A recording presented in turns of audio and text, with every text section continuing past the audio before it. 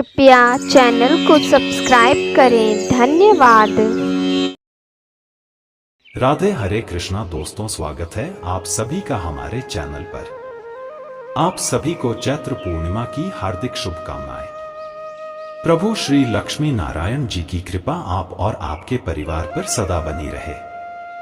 दोस्तों, हिंदू धर्म में चैत्र पूर्णिमा को बहुत ही खास माना जाता है।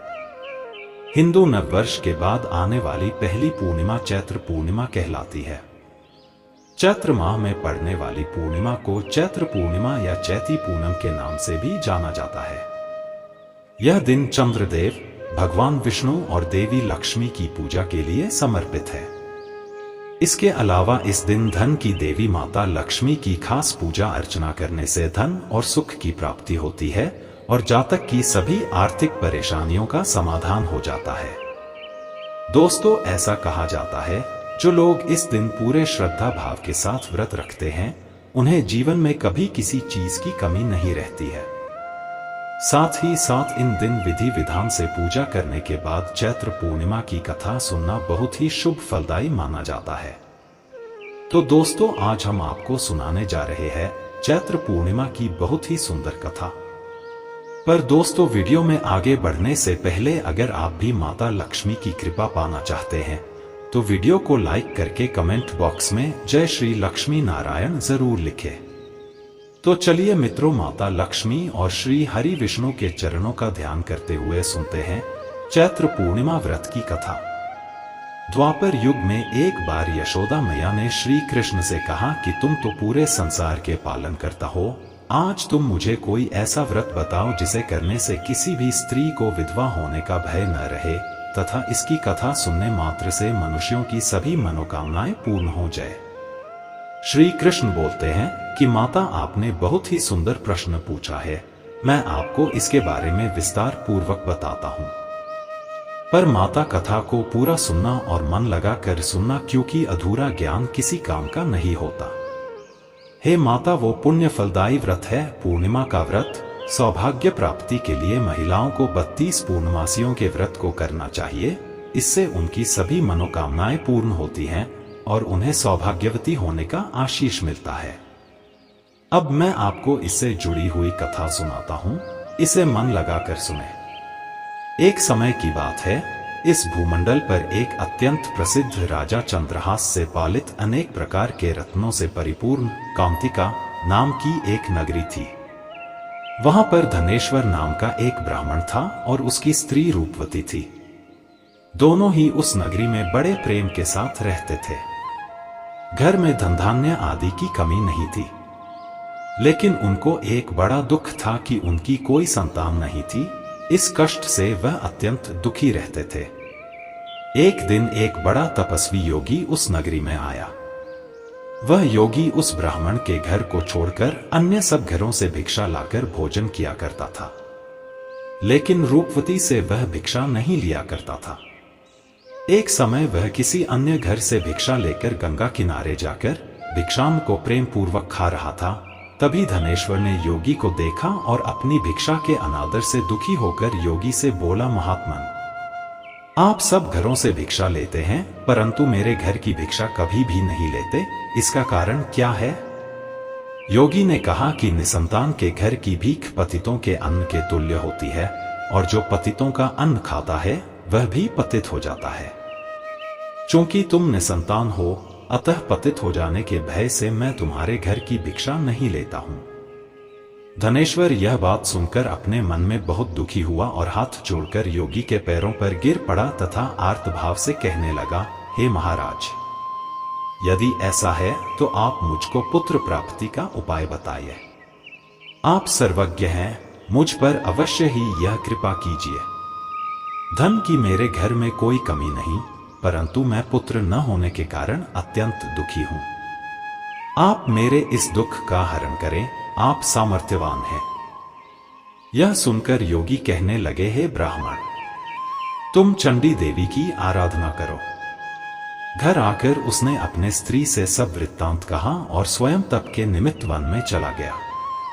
वन में जाकर उसने चंडी देवी की उपासना की और उपवास किया। चंडी देवी ने 16वें दिन उसको स्वप्न में दर्शन दिया और कहा, हे धनेश्वर, तुझे पुत्र होगा, परंतु वह 16 वर्ष की आयु में ही मृत्यु को प्राप्त हो जाएगा। यदि तुम दोनों पति पत्नी 32 पूर्णमासियों का व्रत विधि पूर्वक करोगे तो वह दीर्घायु होगा। जितनी तुम्हारी सामर्थ्य हो उतने आटे के दिए बनाकर शिवजी का पूजन करना और पूर्णमासी का व्रत रखना। प्रातः काल होने पर इस स्थान के समीप ही तुम्हें एक आम का वृक्ष दिखाई देगा। उस पर चढ़कर एक फल तोड़कर शीघ्र अपने घर चले जाना और अपनी स्त्री से सब वृत्तांत कहना। जब वह श्री शंकर जी का ध्यान करके उस फल को खा लेगी, तब भगवान शंकर की कृपा से वह गर्भवती हो जाएगी। जब वह ब्राह्मण प्रातः काल उठा तो उसने उस स्थान के पास ही एक आम का वृक्ष देखा जिस पर एक आम का फल लगा हुआ था। उस ब्राह्मण ने उस आम के वृक्ष पर चढ़कर उस फल को तोड़ने का प्रयत्न किया, परंतु कई बार प्रयत्न करने पर भी वह वृक्ष पर न चढ़ पाया।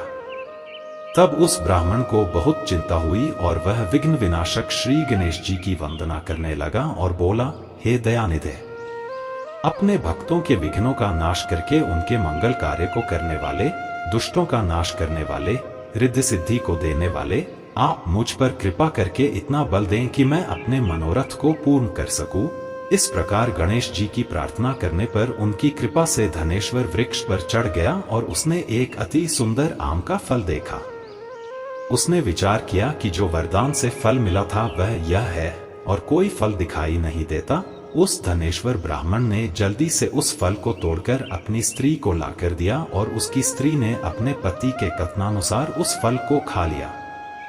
इसके पश्चात वह गर्भवती हो गई। देवी जी की असीम कृपा से उसे एक अत्यंत सुंदर पुत्र की प्राप्ति हुई, जिसका नाम उन्होंने देवीदास रखा। माता पिता के हर्ष और शोक के साथ वह बालक शुक्ल पक्ष के चंद्रमा की भांति बढ़ने लगा। भवानी की कृपा से वह बालक बहुत ही सुंदर, सुशील और पढ़ने में बहुत ही निपुण हो गया।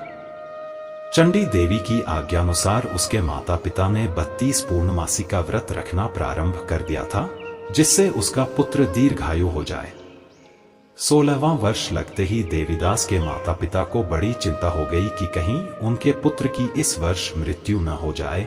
इसलिए उन्होंने अपने मन में विचार किया कि यदि यह दुर्घटना उनके सामने हो गई तो वे कैसे सहन कर सकेंगे।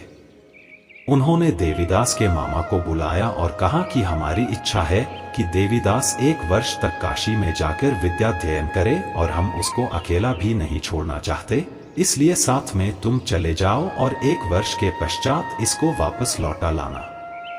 सब प्रबंध करके उसके माता पिता ने काशी जाने के लिए देवीदास को एक घोड़े पर बैठाकर उसके मामा को उसके साथ विदा कर दिया। धनेश्वर ने अपनी पत्नी के साथ अपने पुत्र की मंगल कामना तथा दीर्घायु के लिए भगवती दुर्गा की आराधना और पूर्णमासियों का व्रत करना आरंभ कर दिया।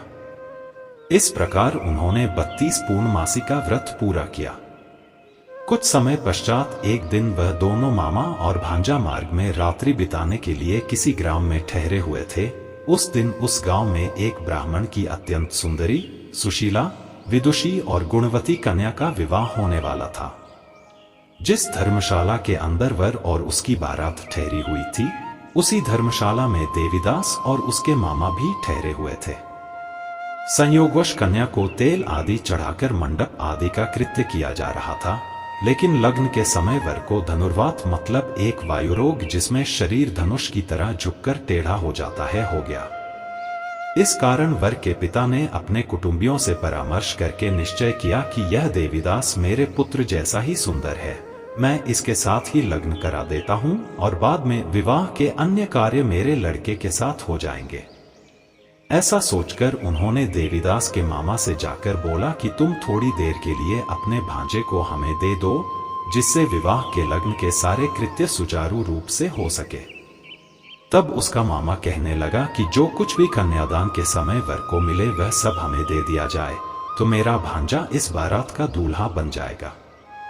यह बात वर के पिता ने स्वीकार कर ली और उसने अपने भांजे को वर बनने के लिए भेज दिया और उसके साथ सब विवाह कार्य रात्रि में विधि पूर्वक संपन्न हो गया। पत्नी के साथ वह भोजन न कर सका और अपने मन में सोचने लगा कि न जाने यह कैसी स्त्री होगी। वह एकांत में इसी सोच में पड़ गया तथा उसकी आंखों में आंसू आ गए। तब वधू ने पूछा कि क्या बात है, आप इतने उदासीन व दुखी क्यों हो रहे हैं। तब उसने सब बातें जो वर के पिता व उसके मामा में हुई थीं उसको बतला दी। तब कन्या कहने लगी कि यह ब्रह्मा विवाह के विपरीत कैसे हो सकता है। देव, ब्राह्मण और अग्नि के सामने मैंने आपको ही अपना पति बनाया है, इसलिए आप ही मेरे पति हैं। मैं आपकी ही पत्नी रहूंगी, किसी अन्य की कदापि नहीं। तब देवीदास ने कहा, ऐसा मत करिए, क्योंकि मेरी आयु बहुत कम है। मेरे पश्चात आपकी क्या गति होगी, इन बातों को अच्छी तरह विचार लो। परंतु वह दृढ़ विचार वाली स्त्री थी, बोली कि जो आपकी गति होगी वही मेरी गति होगी। हे स्वामी, आप उठिए और भोजन करिए, आप निश्चय ही भूखे होंगे। इसके बाद देवीदास और उसकी पत्नी दोनों ने भोजन किया तथा शेष रात्रि वे सोते रहे। प्रातःकाल देवीदास ने अपनी पत्नी को 3 नगों से जड़ी हुई एक अंगूठी दी, एक रुमाल दिया और बोला, हे प्रिय, इसे लो और संकेत समझकर स्थिर चित्त हो जाओ। मेरा मरण और जीवन जानने के लिए एक पुष्पवाटिका बना लो, उसमें सुगंधी वाली एक नवमल्लिका लगा लो, उसको प्रतिदिन जल से सींचा करो और आनंद के साथ खेलो कूदो तथा उत्सव मनाओ।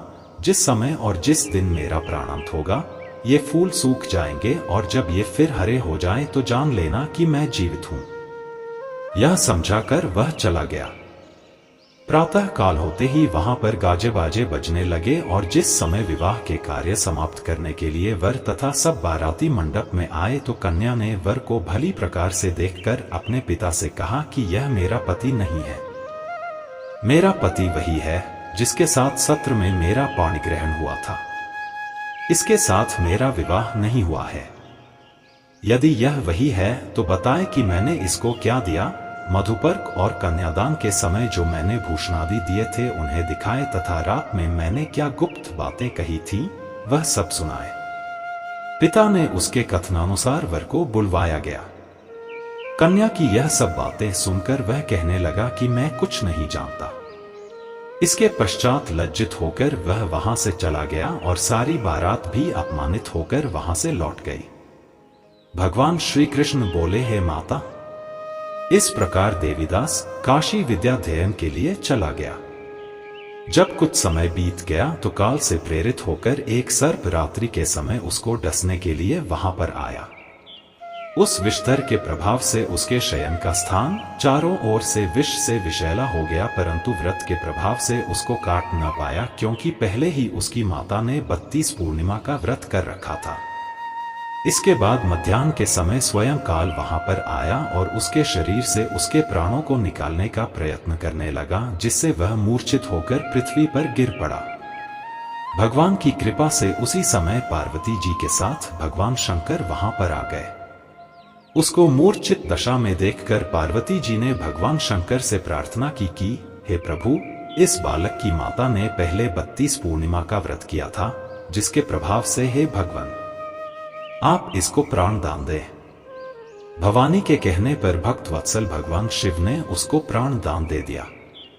इस व्रत के प्रभाव से काल को भी पीछे हटना पड़ा और देवीदास स्वस्थ होकर बैठ गया। उधर उसकी स्त्री उसके काल की प्रतीक्षा किया करती थी। जब उसने देखा कि उस पुष्प वाटिका में पत्र पुष्प कुछ भी नहीं रहे तो उसको अत्यंत आश्चर्य हुआ, और जब वह वैसे ही हरी भरी हो गई तो वह जान गई कि वह जीवित हो गए हैं। यह देखकर वह बहुत प्रसन्न मन से अपने पिता के कहने लगी कि पिताजी, मेरे पति जीवित हैं, आप उनको ढूंढना शुरू करें। जब 16वां वर्ष व्यतीत हो गया तो देवीदास भी अपने मामा के साथ काशी से चल दिया। इधर उसके ससुर उसे ढूंढने के लिए अपने घर से जाने वाले ही थे कि वह दोनों मामा भांजा वहां पर आ गए। देवीदास को आता देखकर उसका ससुर बड़ी प्रसन्नता के साथ अपने घर में ले आया। उस समय नगर के निवासी भी वहां इकट्ठे हो गए और सबने निश्चय किया कि अवश्य ही इसी बालक के साथ इस कन्या का विवाह हुआ था। उस बालक को जब कन्या ने देखा तो पहचान लिया और कहा कि यह तो वही है जो संकेत करके गया था। तदुपरांत सभी कहने लगे कि भला हुआ जो यह आ गया, और सब नगरवासियों ने आनंद मनाया। देवीदास इसके बाद अपनी पत्नी और मामा को लेकर वहां से चल दिया। उसके ससुर ने भी उसे बहुत धन दहेज दिया। जब वह अपने घर की तरफ चल रहा था तो उसके माता पिता को लोगों ने खबर कर दी, तुम्हारा पुत्र देवीदास अपनी पत्नी और मामा के साथ आ रहा है। ऐसा समाचार सुनकर पहले तो उन्हें विश्वास नहीं हुआ, लेकिन जब देवीदास आया और उसने अपने माता पिता के पैर छुए तो देवीदास के माता पिता ने उनका माथा चूमा और दोनों को अपने सीने से लगा लिया। दोनों के आने की खुशी में धनेश्वर ने बहुत दान दक्षिणा ब्राह्मणों को दी।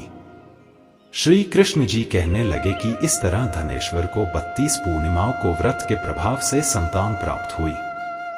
जो स्त्रियां इस व्रत को करती हैं वह जन्म जन्मांतरों तक वैधव्य का दुख नहीं भोगती हैं और सदैव सौभाग्यवती रहती हैं। यह मेरा वचन है। यह व्रत संतान देने वाला और सभी मनोकामनाओं को पूरा करने वाला है। जो भी भक्त इस व्रत को श्रद्धा पूर्वक और कथा का श्रवण करेगा उसका सदा ही कल्याण होगा। तो बोलिए भक्तों, श्रीमन नारायण नारायण हरि हरि, श्रीमन नारायण नारायण हरि हरि।